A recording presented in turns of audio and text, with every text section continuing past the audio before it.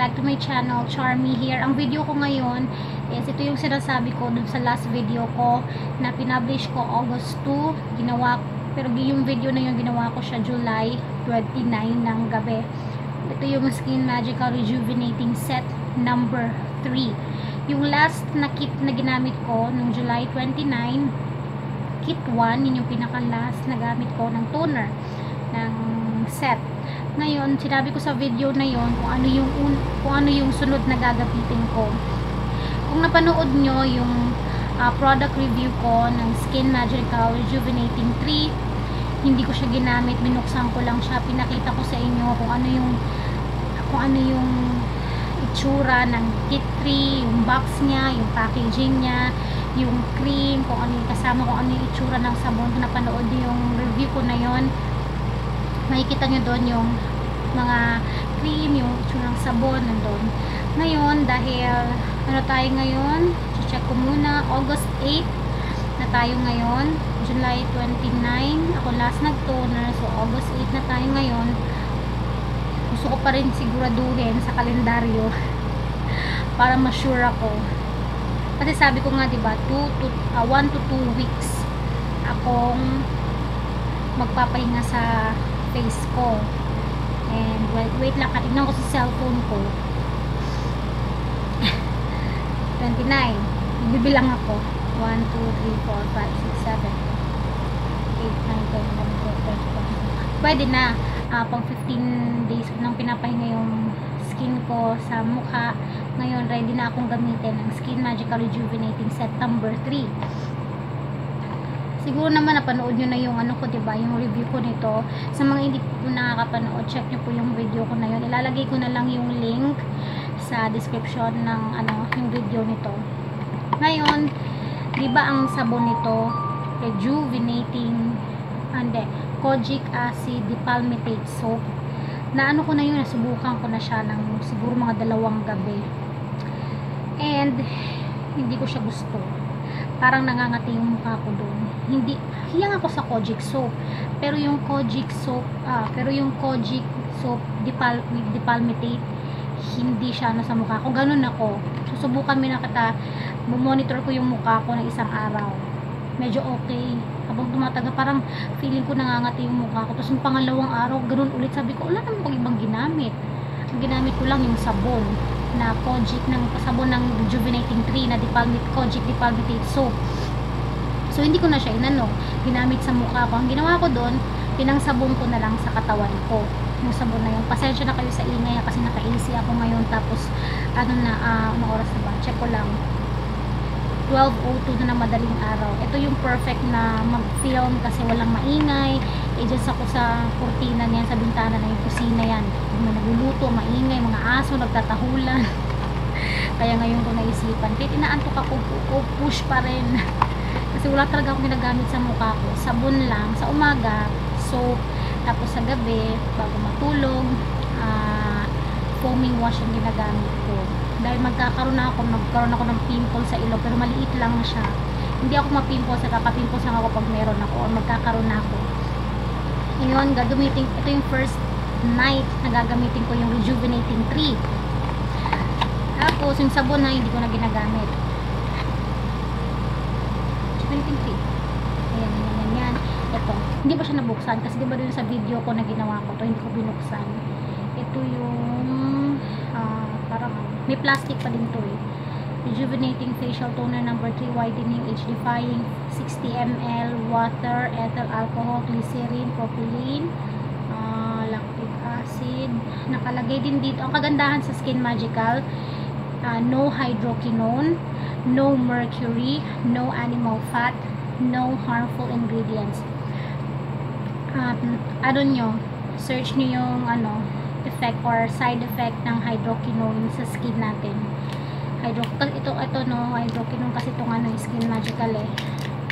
Kaya yun, bubuksan ko na and I'm ready. Sana okay to sa skin ko.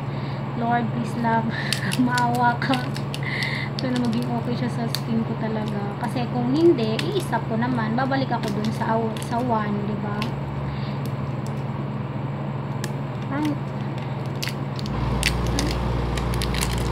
natapon siya kasi madalas tong nakatumba yung parang nag-spill yung ano to na kasi madalas na nakalagay ito sa nakatumbang ganun. Ayan. Saan ko na? Ay. Ayan, ganito yung ano niya, yung toner. Tapos, kukuha lang ako ng aking cotton. Ito yung cotton ko. Nabili ko sa Miniso. Ang dami niya. Siguro to, anong to? 100 pieces 150 pieces na ano, cotton pads. Ayan. Ito. Ang cute. Bongga. Ang ingay ng AC dito. Oh my god. Tulog na si Iya. Nasa kama na. Si Jassy na dun sa kwarto niya. Tulog na rin. Mukhang mas maamoy na amoy mo yung ano nito, yung scent nito kasi dun sa ano, i-shake ko lang muna kaysa dun sa kituan kasi yung kituan parang wala akong naamoy na ano, wala siyang scent, pero ito amoy na amoy ko. Diyos ko Lord, wait lang. Same lang naman sila ng ano. Oops, my Lord. Sana okay to sa akin. Hindi, okay lang naman kasi pag may sa isa, kunwari ngayon, di ba, maglalagay ako, kinabukasan pag may napansin akong kakaiba sa mukha ko na hindi normal, hihinto ko na to forever. Babay ko sa kituan. Ayan naman, madagdagan naman ako. Ayan. So, lagi naman ako nagsisimula, di ba, sa noo. Nagsisimula ako sa noo kasi ang noo makapalang balat. Lagi kong sinasabi na pag magpupunas ng mukha, dahan-dahan lang. Ayan. Dahan-dahan lang, gentle. Kasi parang baby, di ba? Alagaan nyo yung skin nyo na parang baby, parang newborn baby na ayaw nyo ano. Kasi syempre, di ba? Kaya naman yung AC namin, maingay na naman.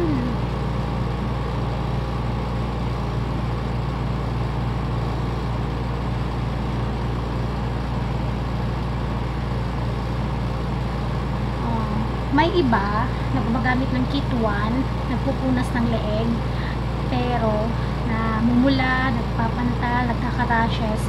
Sa isang gabing gamit nyo, pag may nakaramdam na kayong pangangatin yan, stop nyo na. Huwag nyo nang paabutin ng ilang araw kasi lahat baka lumala.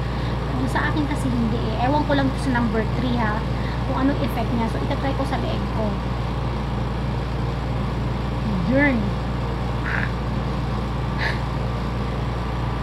Batok, kalimutan ng batok. Batok, ayan. Ganun lang naman. So, papaypayan mo siya ng ganyan para medyo matuyo-tuyo yung toner. Tapos saka ka maglalagay ng ano ba? Rejuvenating cream. Rejuvenating cream. Number 3, benefits whitening and age defying.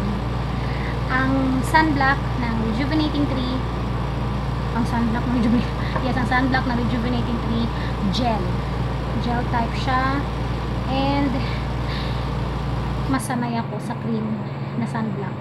Ayan, binubuksan ko na yung Rejuvenating cream. Oh, it's so new. Ang Rejuvenating cream ng 3, hindi siya ganun ka yellowish, pero kung ikukumpara mo siya sa age defying, ng age defying yellow, white na white, as in pure white, super pure white, diba? Pure white. Tapos ito medyo yellowish, basta hindi naman siya yellowish, slight lang na parang hindi ganun ka-clear yung white, pagka-white niya.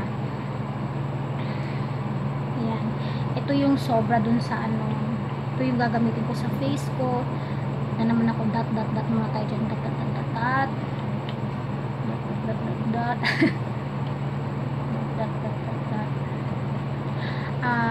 sa mga bago dito sa video ko na to, marami po akong video na nagawa na update dito sa Skin Magical. Check niyo yung playlist ko, sunod-sunod niyo mula umpisa, nag-update ako dito sa product na to. Yan, tapos i-massage mo yung face mo na upward, ganun. Yan lang, dahan-dahan lang para naman hindi masaktan mo.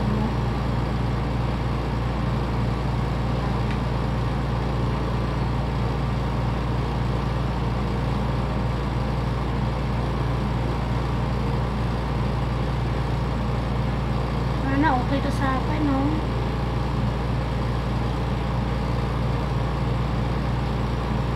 Yan.